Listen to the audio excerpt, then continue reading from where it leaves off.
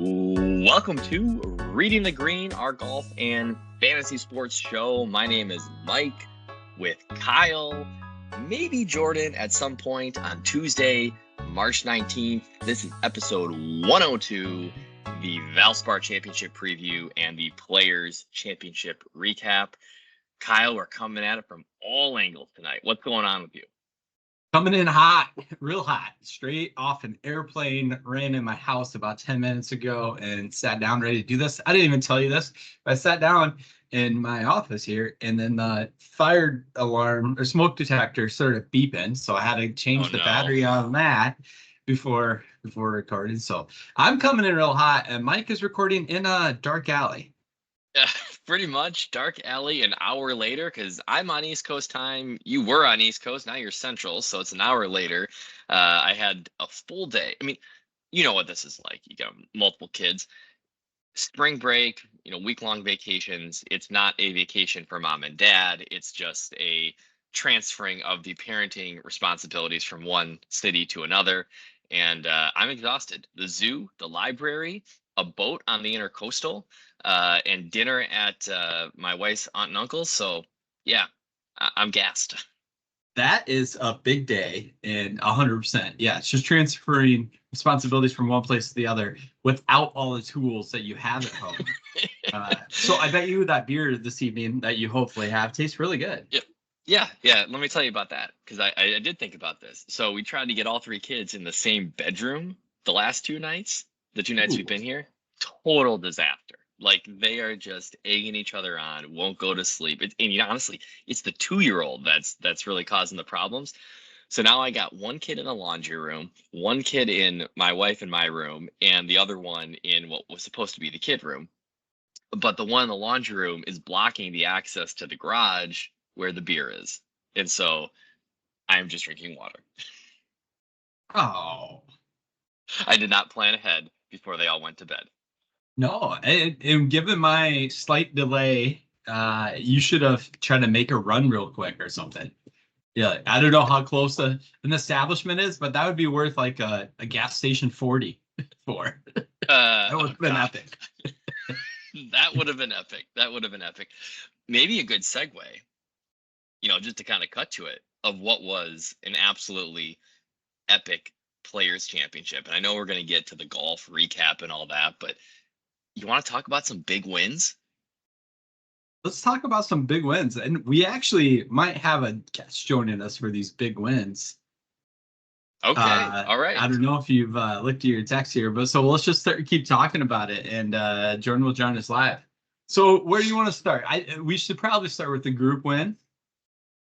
Yeah, we should start with the group win, and maybe to bring us back to the early part of the golf season. I think the listeners know that we've been doing this season-long Calcutta, and we got our squad. We got Keith Mitchell, we got Thomas Dietrich, Aaron Wise, if he's going to play golf this year, and a couple other guys, and we know kind of how we set that up. But the same fellow who runs these Calcuttas, he's got a couple for some of the big events. Hello, Jordan. Welcome to the podcast. Hey, guys. Yeah, sorry I was late. Well, welcome now. You joined us about 7 minutes into the intro. So nice. The intro is still going on 7 minutes. Holy cow. Not quite, but we're going to talk about some big wins. We're talking about the big wins, the Players Championship, and we're talking about the Calcutta. We have just a Players Championship Calcutta, which the strategy for this, I think, we kind of, I don't know if this is what makes us. First of all, here's the question. Are we good at this, or did we just get lucky twice? Lucky. I do think we have an angle, but lucky. Did you guys go into it wanting to buy Brian Harmon, or did the price? He was on the board. I can show you the draft board on my whiteboard at home. He was of the 7 or 8 players on the draft board. But here's the deal. So, we're familiar with the Calcutta rules. We're going to bid on players in basically a silent auction until all the players are bid out, and there's no limit. And we are talking about pretty sizable. This is not as the final pot wasn't as sizable as the season long Calcutta, but it's it's 5 figures and it's pretty significant. So We bought what? We said we're going to keep it to 4%, try to hit 4% of the pot, because that's what the minimum payouts are if you would hit a top 6 or the low round on Thursday, Friday, Saturday, or Sunday.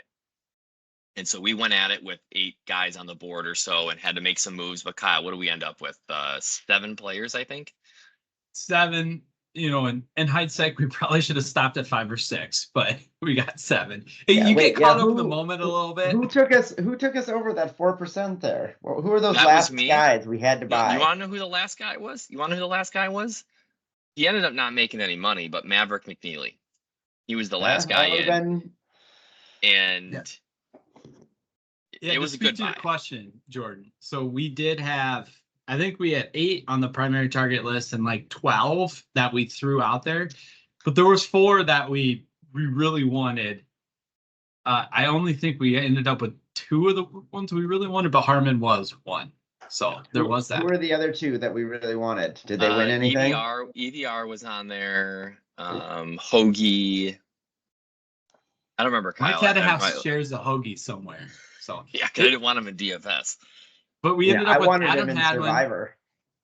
Yeah, we ended up with Adam Hadwin, Austin Necro, Adam Shank, Brian Harmon, Sepp Straka, Andrew Novak, Matt McNeely. So obviously we had the big hit with Harmon, the 2 low rounds, and then finishing and chopping second. Yeah. But going into Sunday, like that was a great position to be in. We had Harmon in 3rd, Mav in 5th, and then 3 guys T17, I think.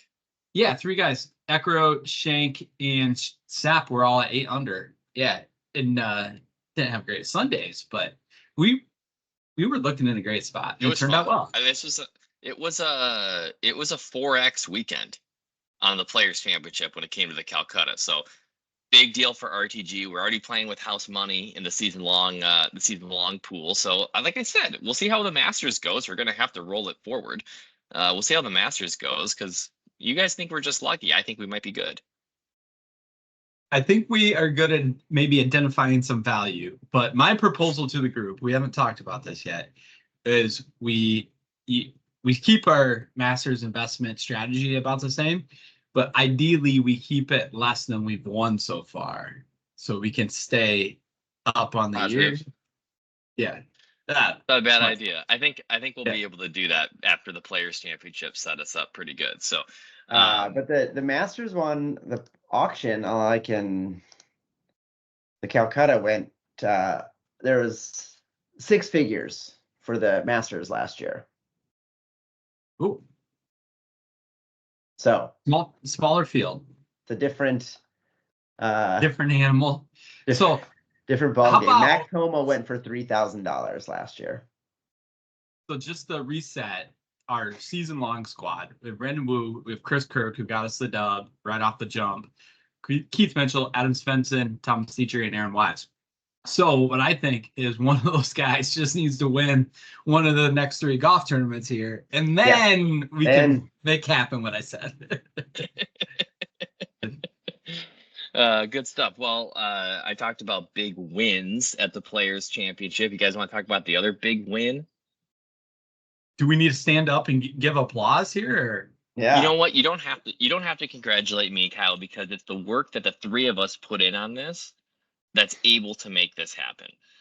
Now I'm the idiot that continues to participate in DraftKings Rainmakers, their NFT-based fantasy game, which I'm not going to go into this on this podcast, but the tax implications around this game are getting a little out of control, and the Rainmakers faithful are really having their way on Discord. So maybe DM us if you want to chat about that.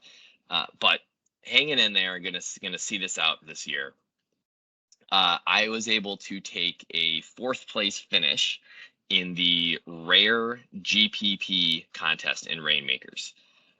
In 4th place, it was a 4-figure payout, which was pretty solid. But Kyle, in your question was, if Wyndham Clark makes that putt on 18, what do I think it is? I think it's less than $100. Oh, so thank you, Wyndham Clark. Thank you, exponential. The curve gods. Yeah. The curve. the payout curves. Basically, so I had everybody except for Wyndham. I had Scotty, Xander, Brian Harmon, who was my late swap for Hideki when I started to get off Hideki as the model shaped up. But when Harmon had Siwoo Kim in there, so Rory as well. But Siwoo Kim, who shoots 64 on Sunday, and that is what kind of set the pace for me. And then having two guys finish at T2, but I didn't have Wyndham in that putt coming out. Like I wasn't quite sure what was going to happen until you have to wait about like 10 minutes for stuff to refresh and settle out, and it was pretty sweet. Well, a great hit. Yes. Yeah. And when it comes to refreshing, especially the Rainmakers stuff, I believe the API, it wasn't working all weekend from a live update standpoint. So yeah, well, they were doing a huge cutover. They did a huge cutover on their platform, and they're half the time the site wasn't available. It's got to be nice. I'm glad you did. It's funny. On Saturday, we were actually at Jordan's house Saturday morning for a little shindig. And as we were leaving, I said to Mike, I'm like, we're just due one of us to hit a nice one. So I'm glad someone did. Yes. Yeah. And the guy that has put in 100x into Rainmakers that you and I have, which Kyle and I have compared to you guys, yes, almost nothing in, and we are the ones poking him all the time. Oh, come on, Mike, put it in, come on, Mike, put it in, Mike. I will be honest. That money's gonna be set aside to pay the tax bill come April 2025. So, but hey, maybe I got 3/4 of the year left. Let's try to hit a couple more. That's a real lame thing to do with gambling winnings, Mike. Wow. Yeah, that's the worst answer ever. You're gonna quadruple it over the next. Is your wife there? Blink twice if you're being held hostage and had to say that. That's for our video listeners. All right. Well, you guys want to talk about a Players Championship? Actually, let's hit beers first. I already went through this with Kyle a little bit, but you guys both poured a beer. I went Legalize Mulligans, full golf mode. Elm Creek, New England Pale Ale. It is perfectly fine. I feel like that brewery does beer-themed beer often, or golf-themed beer often. I think so. I don't know if they're big golfers or what, but it's super carbonated. So it's not, like a New England is pretty smooth usually. This one,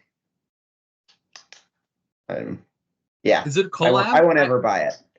I think I've had it, but is it a collab? I show the can again. I don't remember. Yes. All right. Yeah. Well, it's funny. I also have a golf team beer. I have good. By Dual Citizen, and it even has a little golf ball on it. But funny enough, it calls it a hazy IPA, and I mean it tastes perfectly fine, but just in appearance alone, I wouldn't call it normal. Mine looks like almost like a wheat beer. Like it is so light colored. What is this Dual Citizen, Kyle? I'm not familiar. Really? Dual Citizen? St. Paul? Okay. I'll have to look for it. I thought you've had this before. Have you not? I don't think so. Not good. No, the only good I know is the YouTuber Gen Z guys that do all that golf stuff. Good. Do all that golf stuff. Yeah. Well, they certainly get a lot of people to watch it. Anyways, the Players Championship. You guys watch this? You guys see any of it on TV? Yeah. So just to level set real quick. Jordan, Mike doesn't have a beer because he blocked himself away from the beer by putting his kid down in the laundry room. Yeah, we're having some problems in the house getting the kids to cohabitate. Get on DoorDash. You can get a beer delivered, and by the time the pod's done. I could have just walked around outside, entered the garage and the garage code, all of that, but here we are, halfway through, and no beer, just water. It's okay. It's an hour later for me too. That's true. Let's be honest though. The golf was good. Like this was a Amazing. really fun event to watch. 4 days. It all was very good. And I know there's a lot being made right now, and someone just won the Players Championship at 20 under, and guys are torching this golf course, and the weather was pristine. So, in TPC week, you can get some weather impacts, but I didn't have a problem with it. I liked watching the guys play good golf and score well. I agree. I had no problem with it. I think some of the course setup stuff, especially in Florida the last couple of months, has gained way too much steam and traction. And I like a lot of that, though, is also the echo chamber, especially like our Twitter account lives in, in the DFS community and Gossip Ghost. So amazing event, great leaderboards, great drama. The nice weather was actually good for them to have, I feel like, after they got some rough draws from a weather perspective in the fall, or in the West Coast swing. So heck yeah, it was awesome. It was a really good example of an event where you think it's a 2-horse race, and you're going to go out and you're going to watch these guys just kind of. I mean, they were Wyndham and Xander locked in on Sunday, 4.5 hours or whatever it was. It felt like they were really grinding. Neither had their A game, but you could just kind of see it in them, like just the intensity. And it's one of those events. And to me, this is like the best kind of Scotty Scheffler wins are the ones where you're not even thinking about Scotty. Yeah. And then all of a sudden he's leading the golf tournament 3.5 hours into it. And you're like, hang on a second. I thought this was going to either Xander or Wyndham Clark or Brian Harmon were going to win this thing. And then here comes Scotty. And it's different. I think it's different than when you're watching Tiger do this. And Tiger had how many times he shot 7, 8 under in the final round and comes from behind, but you expected him to do that, and you're almost were watching the tournament to watch for that. I wasn't watching this tournament expecting Scotty to win, and all of a sudden he's the one, clinching it on the range as the guys are finishing. So I like seeing Scotty win that way. He's such a sneaky dude, even though he's miles and miles the best player in the world right now. When he holed out, was it 4 or 5? Because he hadn't birdied anything yet, and then did that, and then it felt like it was on because the leaders were already showing some nerves to begin. But I agree with you, and I know that's kind of a little narrative too. It's just it felt like a different Scotty win, where he just took it and dominated. Where I mean, yes, he's won obviously huge events before. He's Scotty. He's the best player we have going right now. But this felt different, especially after last week as well. Mm-hmm. Yeah, I got no problem seeing Scotty win this event, steal it from his peers on tour. I didn't, seeing Xander or Brian Harmon. I would have liked Brian Harmon to win it. That's a good point. I would have traded in your $2,500, Mike, or whatever it was, and Rangers, and taken our Calcutta championship down. Yeah, that would have been. We had to remind you, by the way, Jordan. Wait, what? When you were saying you wanted somebody to win for your one and done, we're like, no, you want Brian. Oh yeah, it was Wyndham. Well, let's talk about Wyndham a little bit. With all the live departures, PGA Tour has lost all of its villains, so we need a villain on the PGA Tour. Is Wyndham our guy? I don't think so. No, you don't think so? He's too vanilla. Yeah, he is vanilla ice cream. He is missionary sex. He is nothing that's ever going to get anyone worked up or excited. I like the take, but he definitely has some fire. But I think he kind of has that redemption arc to him, though. At the same time, from when he became good and some of the battles he went through, and especially with Full Swing, given some background stuff, I don't see it from that standpoint. And I think the stomping the ground and improving lie crap is overrated. Okay. So you think that maybe the PGA Tour fans, or specifically the golf sickos and golf media, are trying to villainize him because we need one, and maybe he's just an okay guy. I don't know. I find myself rooting against him, and maybe it's because he did absolutely nothing for me financially this week. But he he makes himself with his intensity out there. I think he makes himself, especially compared to Scotty Scheffler. If you're gonna maybe kind of spoil those guys the last 2 weeks, you definitely can see Wyndham being the villain if you're comparing those guys. But I hear you.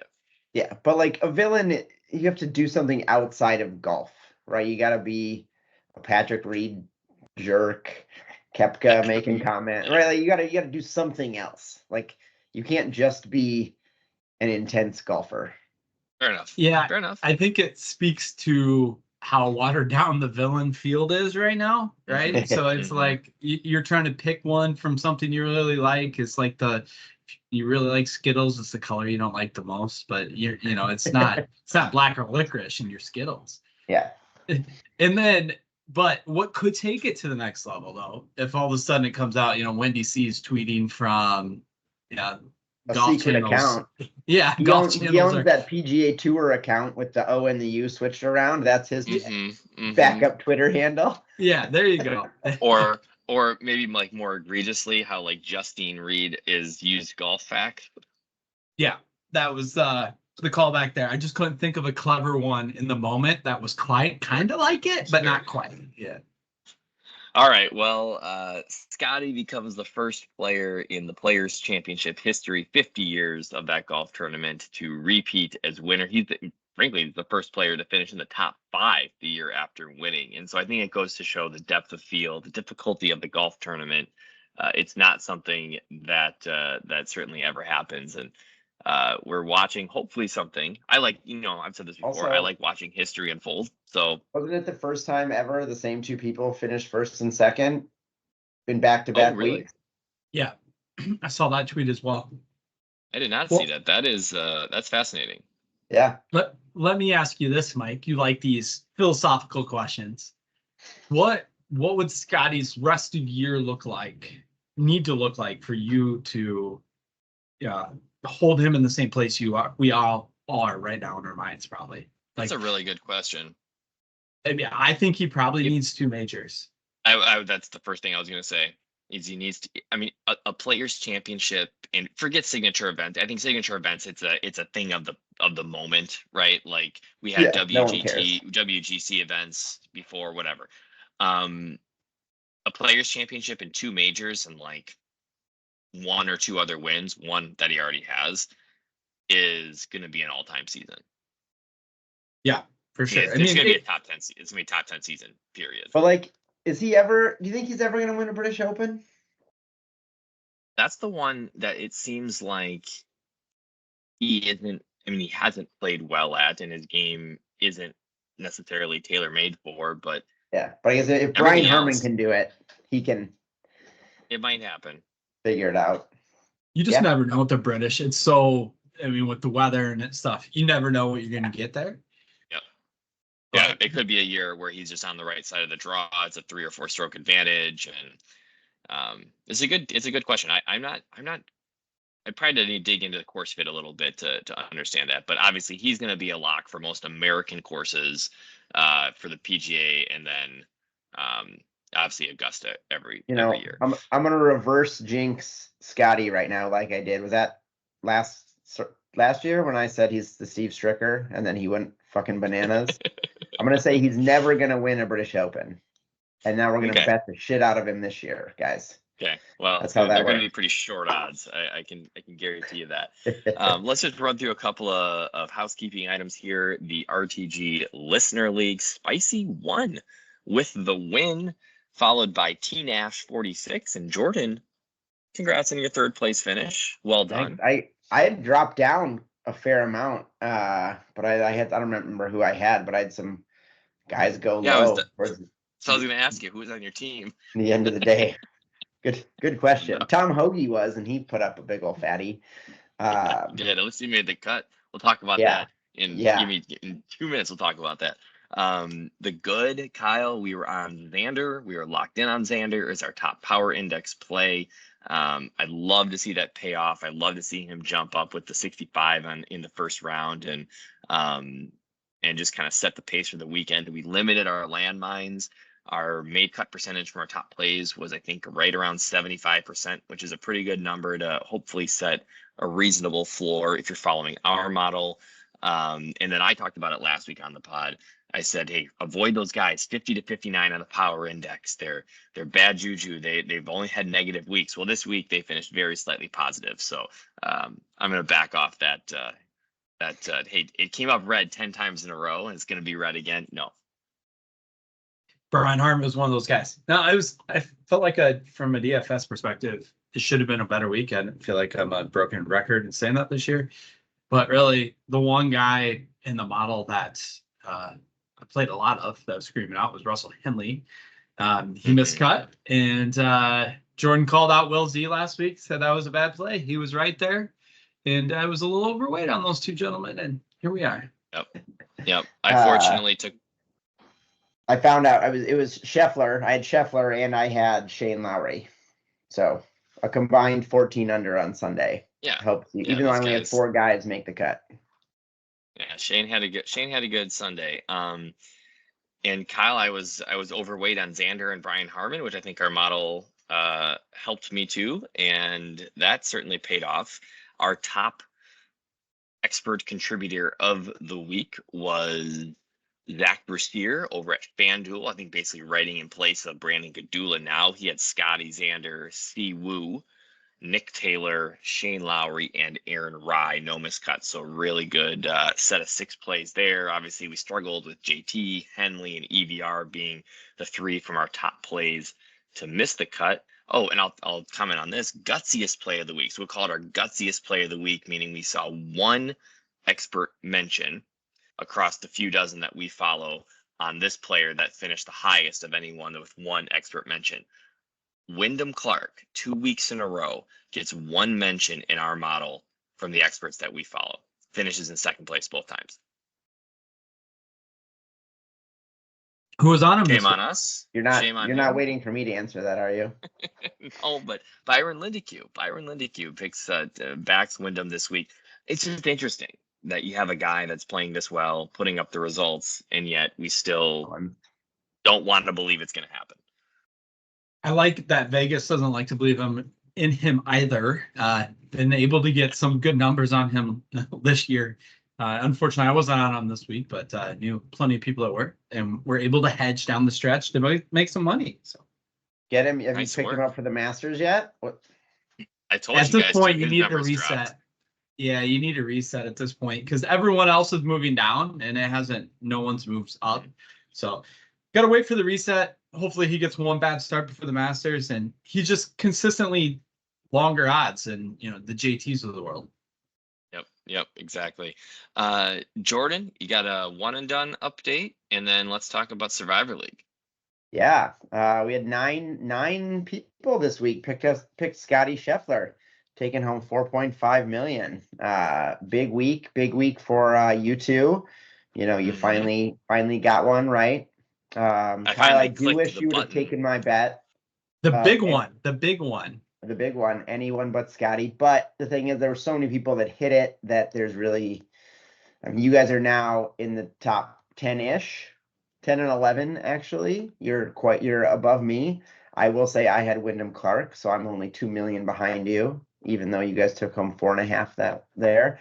But Champles, the guy that won it last year, back up in first place by $300,000. He's at 7 million. Our winner last year was at 9, I think, 8 or 9. Whoa. Is that right? Am I remembering that right? No, that can't be right. I think it was 9. Like I don't think we had 19. We had any big wins. There was last year, Champles, I think, had 5 winners. Okay, maybe I was wrong. Okay, but Champles is right there again. But then we've got 4 people at 6 million, a bunch in the 5s. So there's a lot of money out there after this last week. People took the big guns and got the money. Well, it helps for me that I didn't play anybody last week, so I could play Scotty this week and get an extra 500K. So, perfect. Yes. Well, and similarly, Jordan, Survivor League, we told you Scotty was the guy. Didn't need to talk about anything else. I picked Scotty. And so I swear I picked Scotty. I would have never clicked Tom Hoagie's name. I told the guy that I'm doing this with, I said, as soon as I picked, I think Xander. Just I now go in Monday morning, I select someone, so I have a pick in.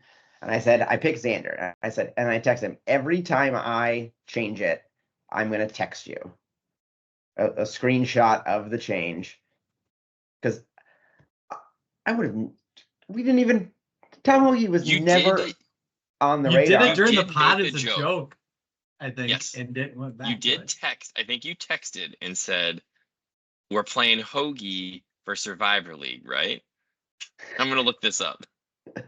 But I did not ever actually pick him because Well, I mean, the system maybe says you I did. did, and then I don't know. But yes, so good news. Doesn't matter. You got through, and you still have Scotty. Exactly. And there's only 30 people left. Obviously, there was a lot of Scotty shares last week, so the money calculation, right? I'm now I went from near the top at like 2.5 million to now at the bottom. Doesn't matter. Does not matter.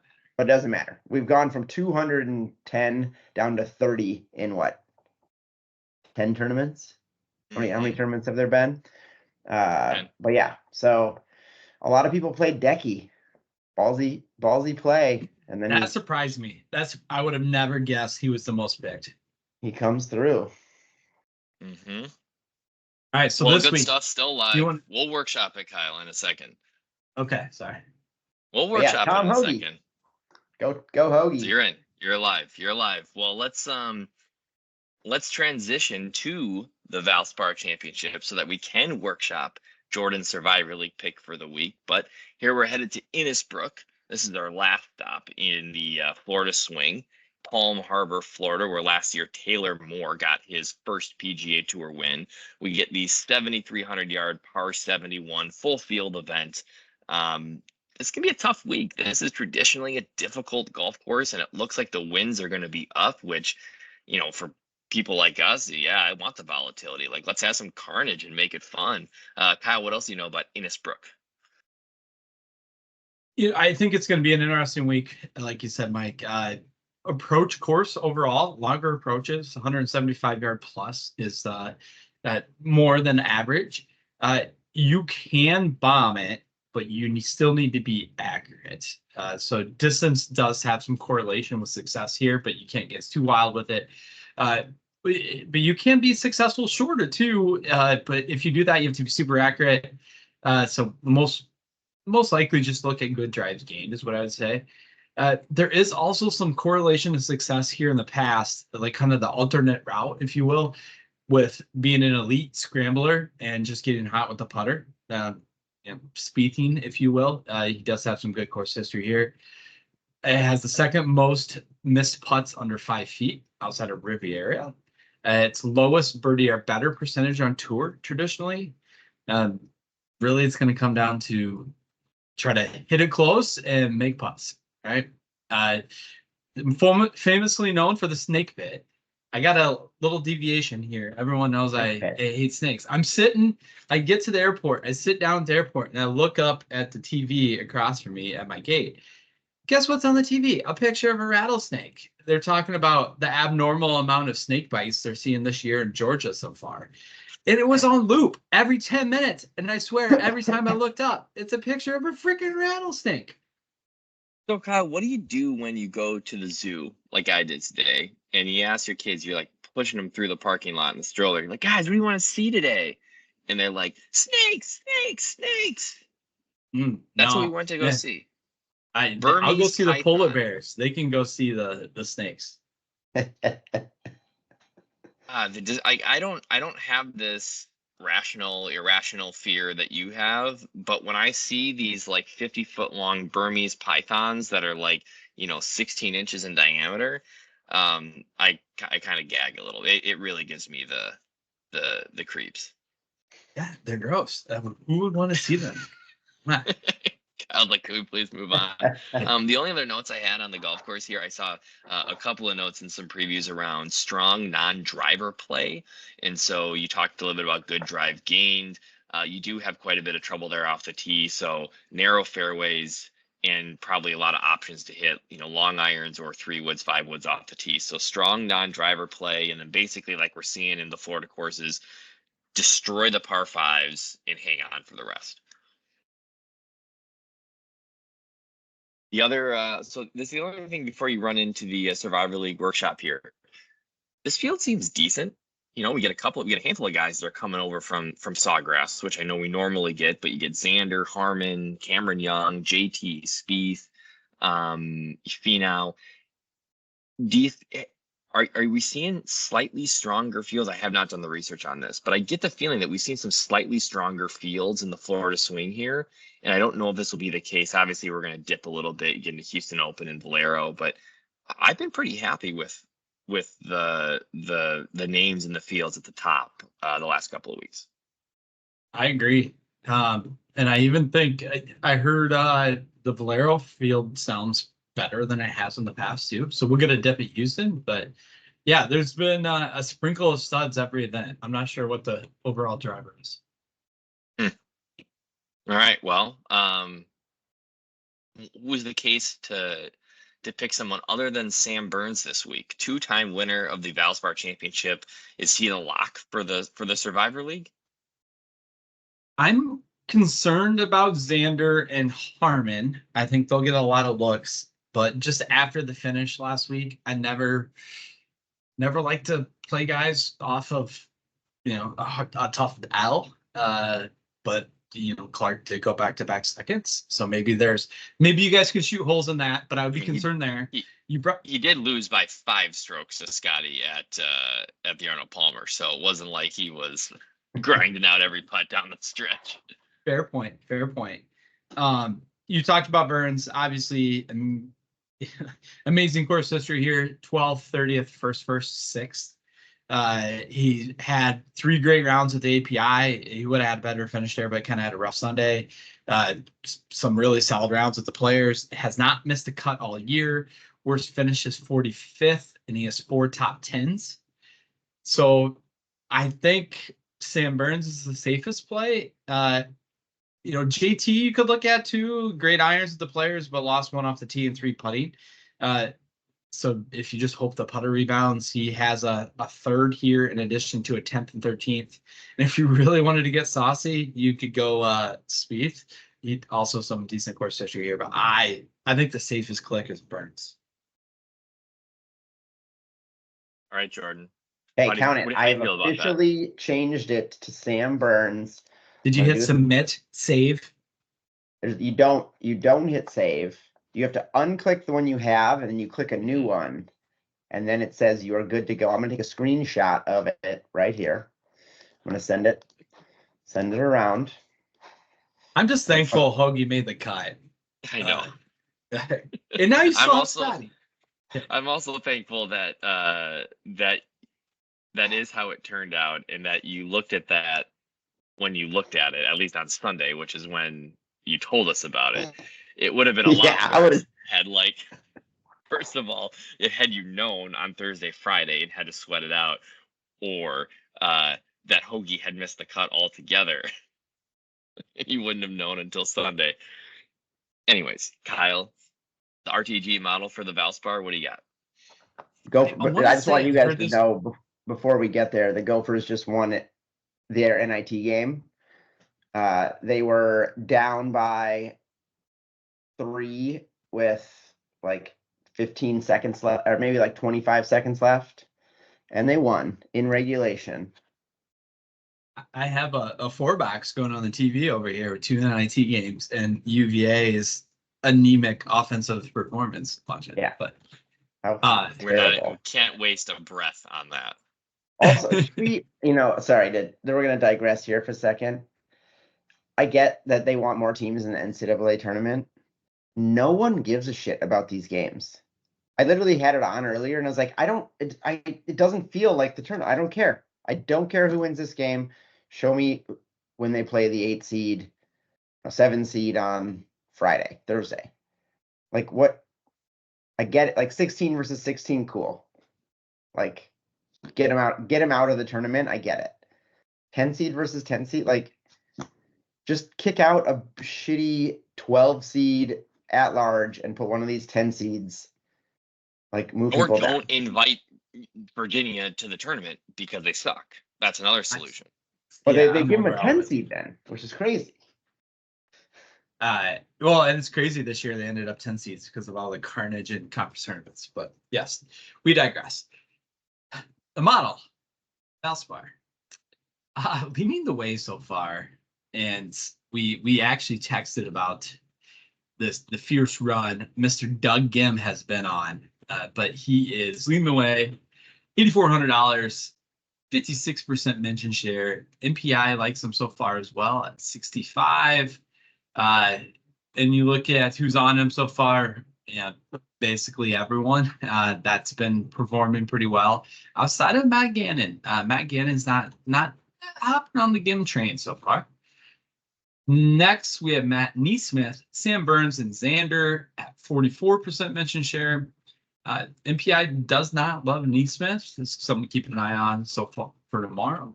And then Adam Shank and Sam Ryder at 32% mention share, and also pretty low in the MPI. I have not done as much prep as I normally have it by this point, but maybe that's going to be a good thing for me this week, Mike. Where should we be looking? The first place I want to start is I want to make my case for Xander. And like, I don't really have to make a case for him. Like, he's by far the best player in this field. He's been playing incredible golf. Kyle, when's the last time Xander Schauffele missed a cut? Date or tournament? Travelers. Of what year? Last year.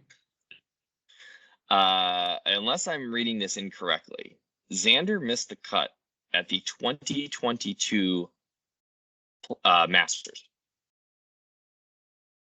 I was heavily on him that week. Really sticks on him. He withdrew from the Tournament of Champions after the start of the event. But I got him not missing a cut since the Masters in 2022, which is almost 2 years ago. And in that time, I did not count this up. He's had, at least in the last 25 events, he's had multiple top twos or top threes, seconds and third place finishes. So his ability to bounce back the following week after a close call generally results in a made cut. So I'm not saying, Jordan, that you should play him in Survivor, because I think Sam Burns is a perfectly acceptable play this week. But I totally get the reason to say, hey, I don't know that Xander and Brian Harmer are going to have it in the tank. Sometimes that's exactly what you need, is a close call, and you just stay locked in. You go right to the next place, and you just do it again in a weaker field. So what is Xander this week? Is he at 11-6, 11-3? Should probably have that right off the bat. 11-2. That's a very fair price for a guy that's been incredible the last 2 years. So I'll start with Xander. Doug Gim, 5 straight top 20s. He's doing it the right way, gaining in all 4 phases almost every week across those 5 events, especially off the tee with above average accuracy. So I think he has a really nice profile to fit this golf course. You mentioned Neesmith being our number 2 guy right now. I couldn't find a lot of consistent form in Neesmith over the last couple of years. He's had some really good finishes at Innisbrook, but he's never had good form coming in. So he had an okay week at the Players this past week, but he also has been, he has been pretty bad before that. He finishes T26 this past week, but cut at the Cognizant and the Mexico Open, losing strokes around the green, losing strokes on approach. That's kind of who he is. And so if you want to believe at $6,500 in Matt Neesmith taking a flyer on a guy that's comfortable here, I'd buy it. I probably won't go overweight on him, but I definitely could be there. And the last guy that I just want to comment on is Luke Donald. For some reason, we got a whole bunch of people mentioning Luke Donald this week as a possible 5K play. And yes, Luke Donald, 2010, he finished T6, won in 2012, won in 2012, T4 in 2013, T4 in 2014. He only has 2 missed cuts here in the last 14 years.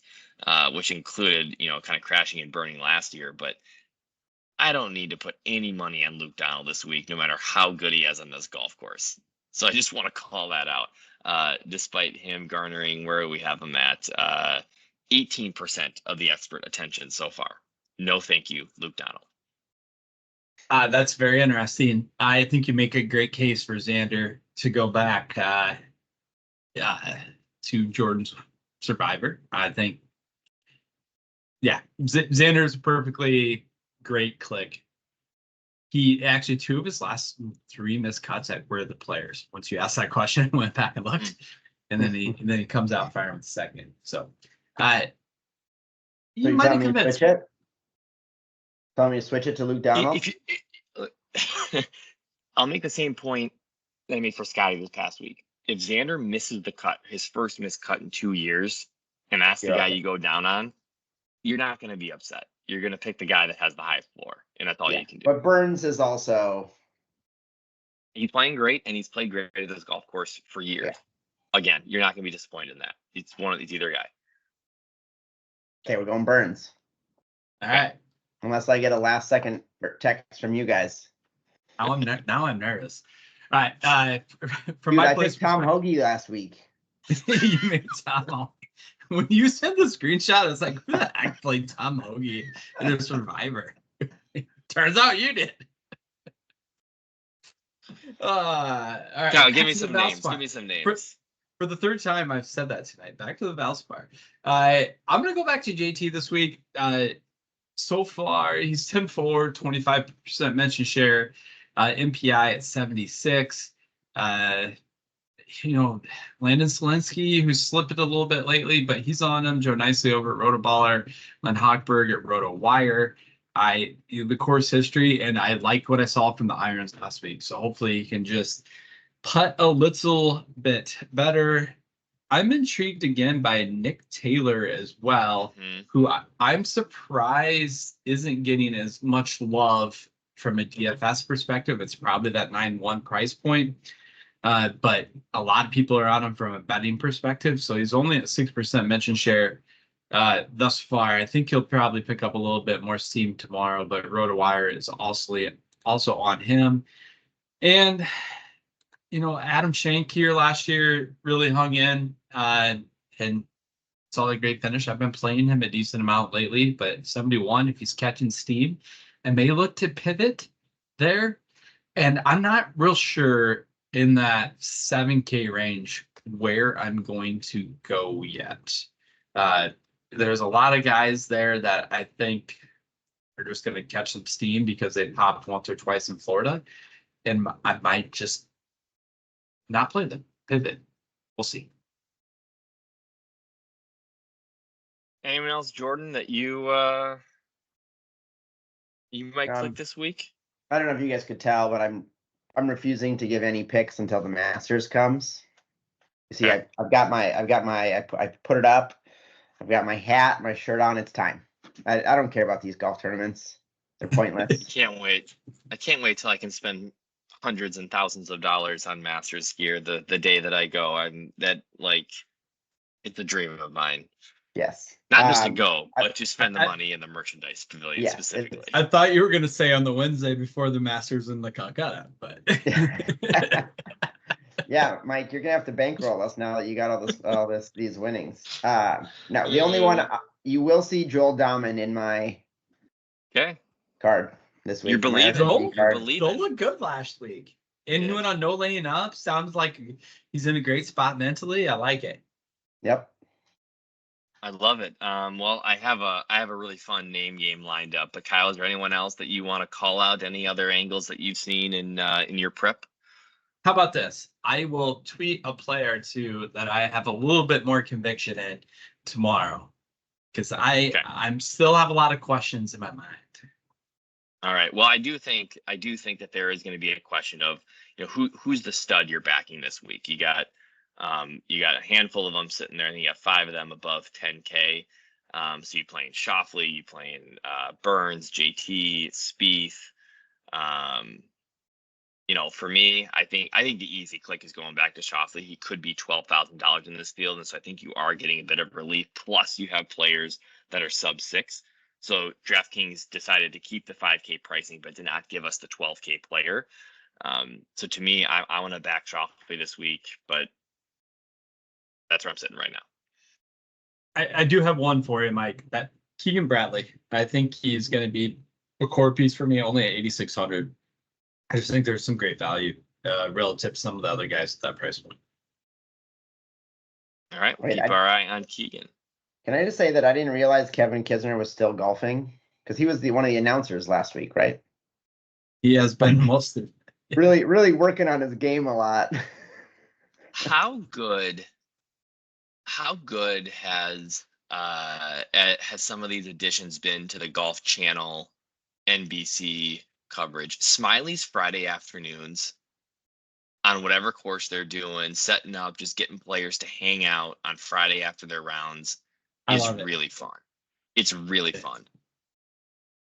It's a great excuse to watch kind of cut makers on Friday coming in. Like it's the commentary is great. It's getting your guys' personalities. Keith Mitchell's hanging out for an hour at the API. It was just really fun. And in the Twitter sphere is loving Kiz on the mic. I'm not too discerning when it comes to broadcasting, but he seems like he's improved a lot in the last 3 months. And so I'm actually kind of coming around to having him, on the mic a little more. So well, it's like, remember when Tony Romo came on to NFL, right? And he was just like, he was more in that mental state. And like he had just come from the game. Yeah, could talk through it more, right? Like, cool. What is it? Kind of what you're getting. Nick Faldo, or what's the old, is Faldo? Yeah, Faldo, right? Yeah. Like, you haven't played competitive golf in 25, 30 years, right? It's a different game than it used to be. So getting some fresh, and like Smiley didn't really ever play competitive golf either. Not really. Although I do think it's funny, like seeing guys like Kisner having to relate to people that hit it 380 yards off the tee. Like it's a different game even from what Kisner plays. But besides the point, I think it's great. The broadcasts have generally been really fun to listen to. Let's switch to name game before we close things out here. I have a question for both of you. When's the last time you went to go buy a can of paint? Paint? Yeah, paint. House paint. I haven't painted in a while. I tend to pay someone to paint for me now because painting is one of my least favorite activities. We just painted this past weekend, but I did not pick up the paint or paint myself. Do you know what the color is? What's the color, Kyle? Do you know what the color is? Some sort of white. Our house is mostly China white. China white? Which is China white. A little oxymoronic, but so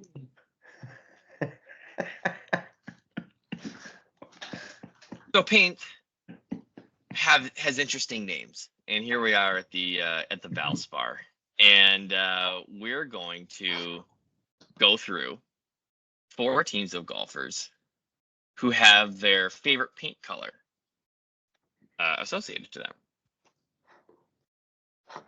So team number 1. Oh, so first I should say, last week I won the name game. I had Wyndham Clark on my team. Everything is just coming up, Mike, right now. Everything is coming up, Mike. My teams. You guys just give me the team and they win. So, Jordan, it sounded like you already staked claim to the last team. I get whoever's left in the draft. Last week I tried to I just picked team 4 to start with. Well, I had Tom Kim last week get me 1 point. So come on. You're right. Did I make a mistake here in the draft order? No, Kyle, I think I did make a mistake. Okay, I was confused on. No, I thought didn't Jordan have team 4? I wrote it down wrong. Yeah. Oh, it says Kyle twice. I know. I made a mistake. I made a mistake. So Jordan actually gets to pick first, but he says he was relinquishing his pick. He would like to pick last. So here we go. Give me anyone. 4 teams. Players with their favorite paint color. You get Sam Burns, burnt orange, Steps Straka, Vienna brown, and Grayson Sig gray. Xander Schauffele, his favorite color is Lavender purple. Taylor Moore, he's actually just Benjamin Moore's grandson. I spent a lot of time buying Benjamin Moore paints, and so Taylor Moore is Benjamin Moore's grandson. Bet you didn't know that. And Bryce Garnett. Justin Thomas, Spoiled Green. Maverick McNeely, McSteely Blue. And Robert McIntyre, Tartan White. And team number 4, Jordan Spieth. He's got his little Sam's bedroom is green jacket green. Adam Hadwin, Maple Leaf Red, and Chan Kim. This is probably my favorite one. Chan Tan. Are these, well, outside of Benjamin Moore's grandson, are they actually Valspar paints? Did you look up? What do you think? No. Right. He's a Benjamin Moore guy. And then what? Spoiled Green. Justin Thomas, Spoiled Green. Let's just like if okay. you're watching Full Swing, he's a brat. He's a brat. I like JT, but he's a brat. He grew up as the son of a PGA Tour pro. His dad is still his swing coach. Come on. He's an entitled piece of crap, and he's exactly trying to say that he shouldn't be, but he is. Wait, who's that? JT. Really? His dad was a PGA pro? Oh, like not a tour pro. Club pro. Teaching club pro. Yeah. Yeah. Sorry, I got distracted by the end of the Timberwolves game. It was a wild finish. I thought you were cheering about the Wild game. That's what I got. But so I get to go first, right? I am going to, since I think I'm going to be underweight in other areas, I'm going to go team 2. Give me Xander, Taylor Moore, and Garnett. That's pretty solid. Xander, obviously a good anchor there. We got to lean on the listeners. Xavier Purple. The listeners, I think they want team 1. They're gonna go with Sam Burns' course history here. 6 has some pops lately, and you never know with old Sepp. I agree. That actually, surprises. Mike, I think Vienna Brown for Sepp is one of my favorite of your names.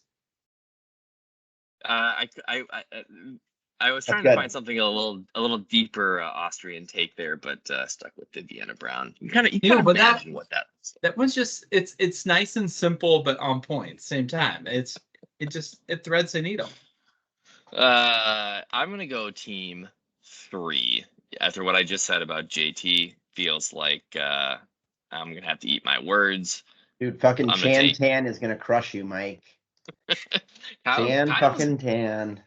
Kyle's big on Chan Kim this year, so he's got to pop at some point. I've thrown some darts. They haven't paid off. All right, Kyle. Final thoughts here. You gonna try to bounce back and throw a few bets in on the Valspar Championship? Bets are going to be thrown. I think the bounce back percentage chance is very, very low this week. It's a tough board because I know I'm not going to go bet guys under 12-1 very often, especially if you can't get a boost or take a solo bullet. And I don't like anyone up there enough, and I really don't like the 30 to 60s this week. So I scattered deep. We have Maverick McNeely at 75. Taylor Moore for the dupe. We've had 2 back-to-back winners here previously in the last couple of years, so threw him in at 75-1 as well. Thor Bear, that's just what I'm calling him. I'm not saying his full name ever, is 80-1 and whatever. That guy was like 10-2 and 12-1 4 weeks ago, so why not? Ryan Fox 90 and Andrew Novak 150-1. Missed the cut last week, but had 3 straight top 10s in Florida, so let's go. That's a great number. I hope you bet him. Hope you bet him top 20 or something as well, because you've been a machine. You're right. You've been a machine in Florida. One bad week, you would fine. Well, good stuff. I down here in Florida, I'm not going to make it over to Palm Harbor, but we'll at least be able to check it out on TV. Are you gonna get to Pop Stroke while you're down there? The question is whether it's Pop Stroke or Congo River adventure golf. We'll see. I still stand by that. If you're taking kids, you go to someplace called Congo River. So that sounds way more fun. You've been leaving us hanging on the Monday queue, Mike. Is this how you're telling us you didn't Monday qualify to get into the Valspar? I brought 4 golf clubs, 2 child-sized putters, 1 child-sized 7-iron, and 1 plastic putter. So there ain't no golfing going on down here. That's just how it is. That's how it is. And I'm okay with that. Maybe next year. I should keep that in mind. I feel like I've been in town for the Valspar the last couple of spring breaks. So with that, we'll be back in a week with the results of the Valspar Championship. You can follow us all week long on Twitter and, of course, on our YouTube channel, Reading the Green, and any major podcast platform. We're almost to the tournament, before the tournament, where we're almost to the Masters, which means next week we're talking about the Houston Open. See ya.